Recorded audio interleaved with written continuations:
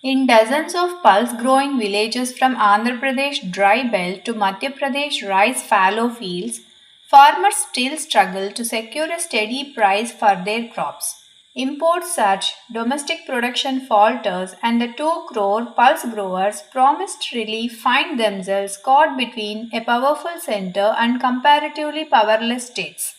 The new mission of Atmanirbharta in Pulses 2025 and 31 aims high, yet its design raises a question often overlooked. How will this mission reshape the balance of agricultural power between the Union and the states under our constitutional framework? Who governs pulses now and who will govern them tomorrow? Will the pulses mission redraw center state agri power lines? Let's step back and ask, why should a mission about pulses, a humble everyday crop, matter beyond the farm field?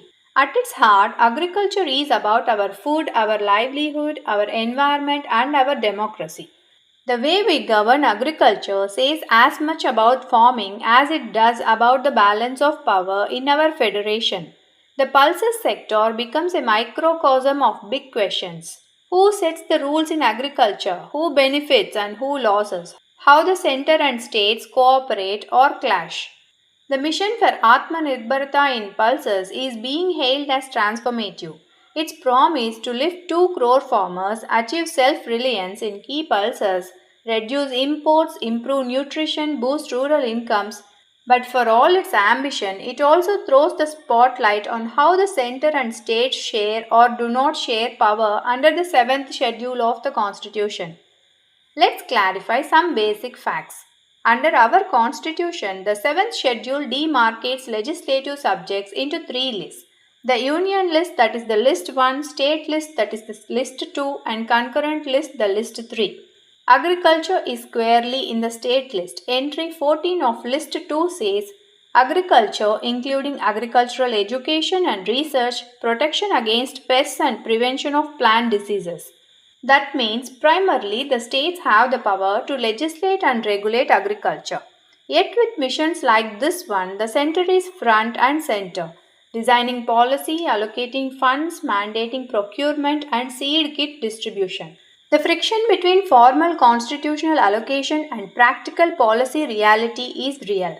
The mission puts features such as 100% procurement of tur, urad and masoor dal at MSP for 4 years through central agencies.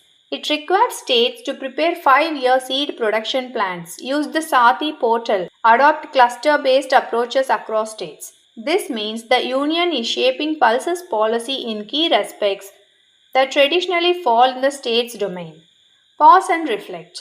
Why do we accept such central framing of a state subject?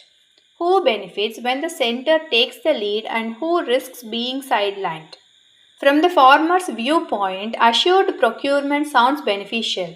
Does this tilt power further towards the center, reducing state autonomy and their ability to innovate regionally? For example, states often know best which pulse varieties suit their soils, their market patterns, their rainfall levels.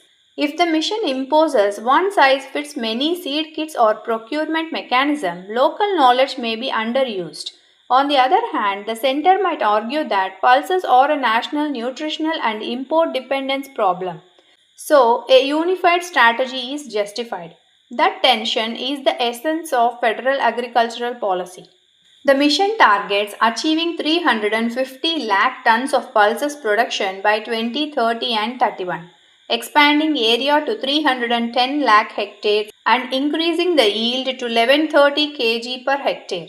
It also channels around 11,440 crore of funds. This is large scale. Implementation is not trivial. Seed systems, state level departments, farmer producer organizations, procurement logistics all have to connect.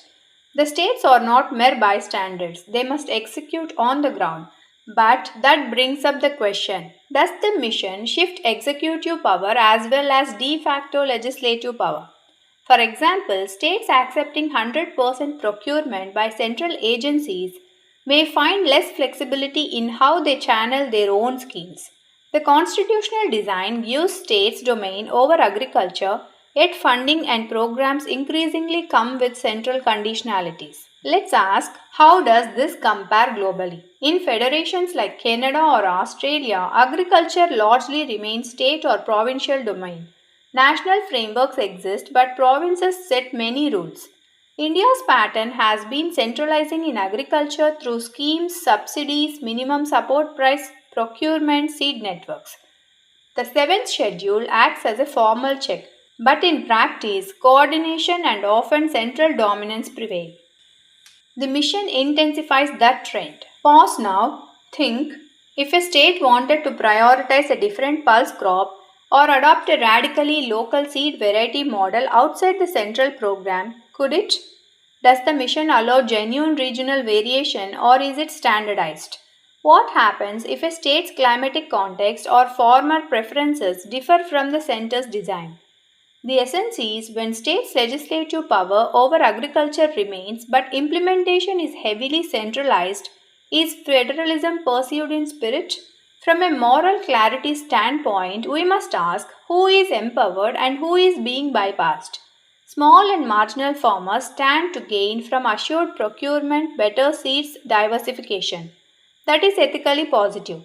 Yet, if the mission sidelines local institutions, that is, state agricultural universities, local seed banks, farmer corporations, or diminishes their role, then power imbalances deepen. Further, if states with weaker administrative capacity become dependent on central funding and schemes, their policy autonomy dwindles. Yet they still bear implementation risks and feedback loops. Additionally, if one state finds that central procurement mechanisms favor another, example unequal infrastructure for processing value chain units, then regional injustice may creep in.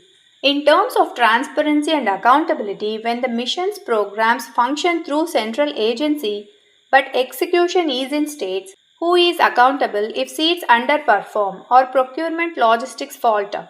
Does the center answer or the state? This shared power but center led policy model risks confusion and uneven outcomes. The ethical fault line is, do we allow states representing local democracy to retain genuine choice and policy space, or do we streamline them under a central framework for national goals without adequate checks? Let's zoom in on the seventh schedule dimension.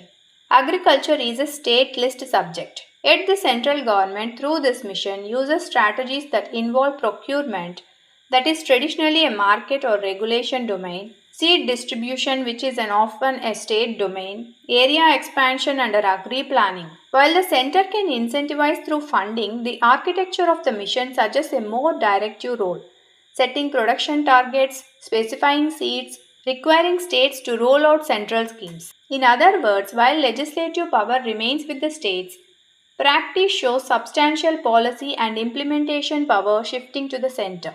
The provision of funds is mightier than the formal listing. From a constitutional standpoint, this is permissible.